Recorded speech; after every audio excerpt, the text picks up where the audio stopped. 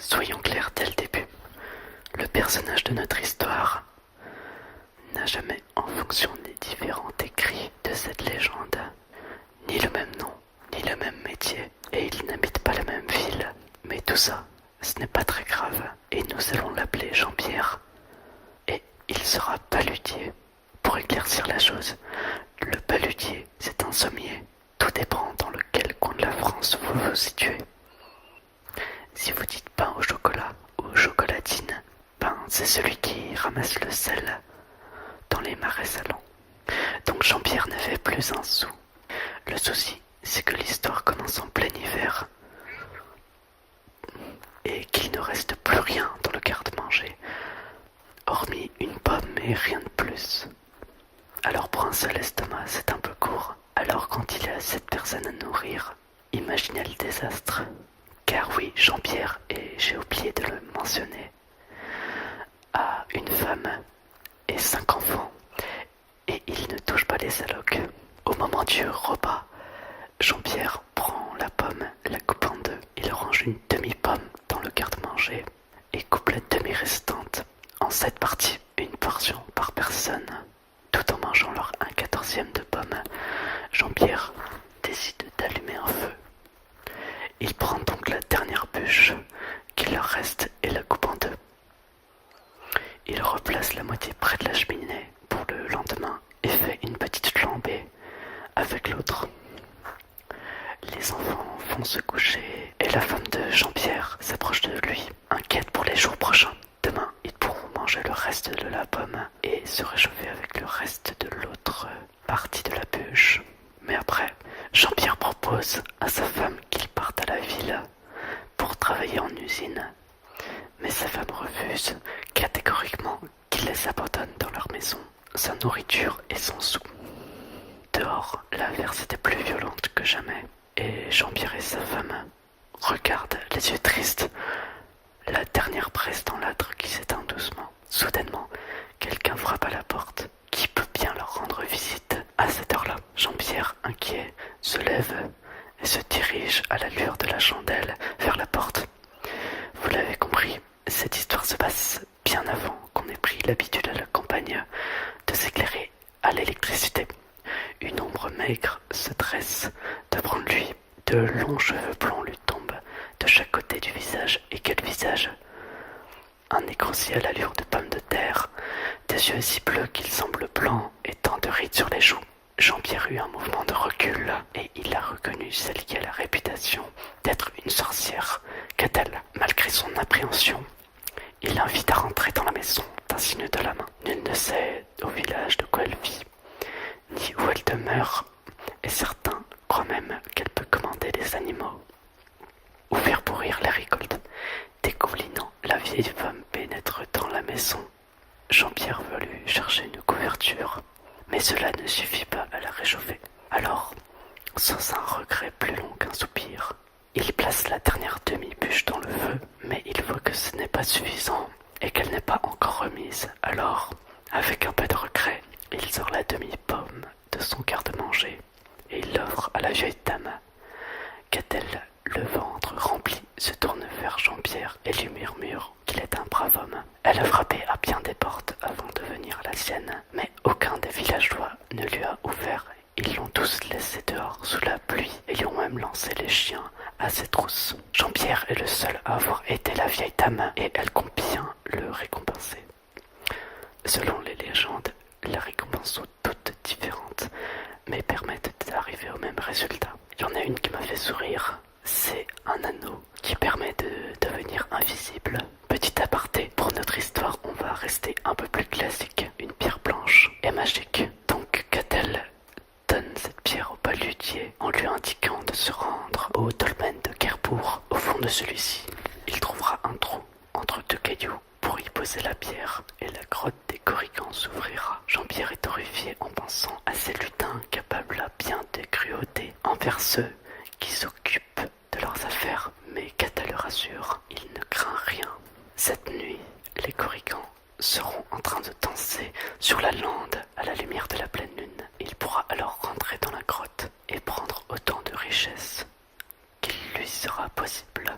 Mais Mais attention, Jean-Pierre devra être sorti avant le lever du soleil, car si les corrigans le trouvent, cela signera sa perte. Jean-Pierre n'est pas vraiment rassuré à l'idée d'aller visiter la grotte de ces maudits lutins, surtout par ce temps, mais d'un battement de paupières, la vieille femme fait calmer la tempête.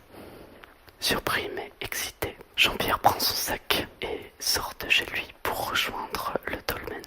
Perso, j'aurais jamais laissé cette étrange bonne femme chez moi avec toute ma famille qui dort. Donc Jean-Pierre traverse les champs et bois pour gagner le dolmen et il s'arrête car au loin il voit les corrigans danser autour d'un feu.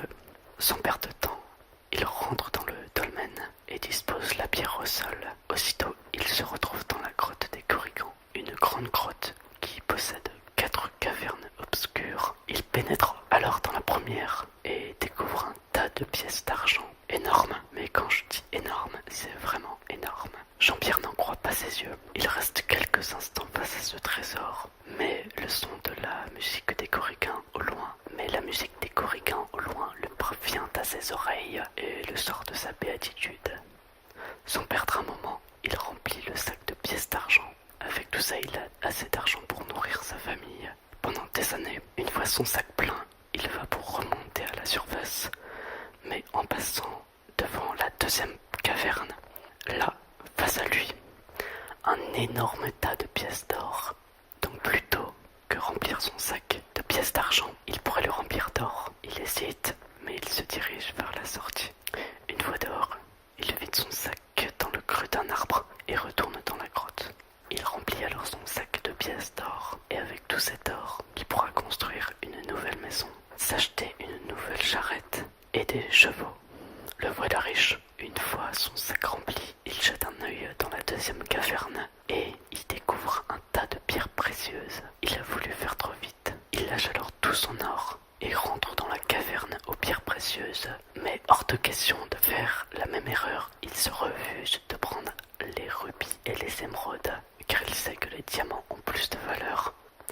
Il entreprend alors un tri minutieux et peu à peu son sac se remplit de diamants et avec ça il peut acheter un château, une bonne éducation à ses enfants. Jean-Pierre sort avec son sac sur le dos, mais sa curiosité le pousse encore à regarder dans la quatrième caverne. À ce moment, le chant du coq se fait entendre. Le soleil venait de se lever. Le sang de Jean-Pierre se glace. Il laisse tomber sur le sol son sac de diamants et il se précipite à toutes jambes vers la sortie. Trop tard, ils sont déjà là. Les corrigans sautillent autour de lui.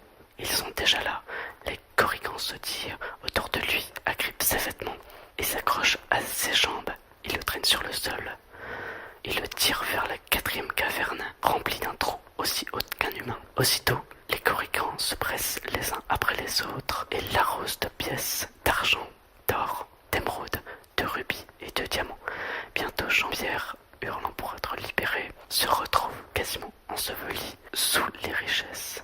À ce moment-là, une voix se fait entendre depuis l'entrée de la caverne. Aussitôt, les lutins arrêtent leur va-et-vient. Face à eux, la vieille Cadelle avance. Elle leur explique que c'est le seul villageois à lui avoir tendu la main cette nuit et leur ordonne de le laisser partir, mais sans même une pièce de bronze.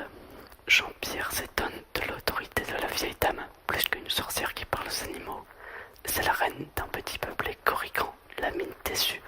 Font partir Jean-Pierre de l'amas de pièces et le jettent en dehors de la caverne. Notre paludier se retrouve dehors, seul, sans un sou, mais vivant. Il reste quelques instants abasourdi, puis repense au tas de pièces d'argent qu'il a déposé sous l'arbre. Il s'y précipite mais ne trouve qu'un amas de cendres. Il s'effondre en larmes. Effectivement, une poignée de pièces d'argent lui aurait suffi à nourrir ses enfants jusqu'à l'été. Mais la nature humaine est ainsi. Toujours vouloir plus. Jean-Pierre arrête de sangloter quand quelqu'un s'approche de lui. Il reconnaît la vieille silhouette voûtée qui le sermonne. Il a été idiot aussi. Formidablement, il a quand même offert à Cadelle les 10 dernières flammes de sa cheminée et sa dernière moitié de pomme. Elle décide donc de lui faire un dernier petit cadeau. Jean-Pierre rêve d'une pièce en argent pour acheter quoi que ce soit à manger pour les jours à venir. Mais il reçoit de la part de la vieille dame un vieux plat en terre cuite, taché et au bord ébréché. Imaginez la tête de Jean-Pierre face à ce présent, mais il ne se voit pas refuser.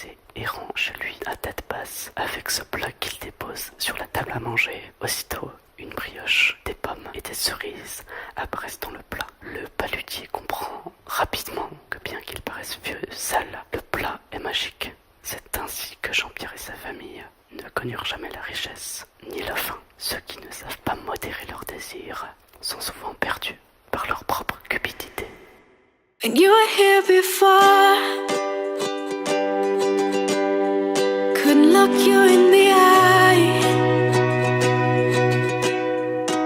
just like an angel. Your skin makes me cry.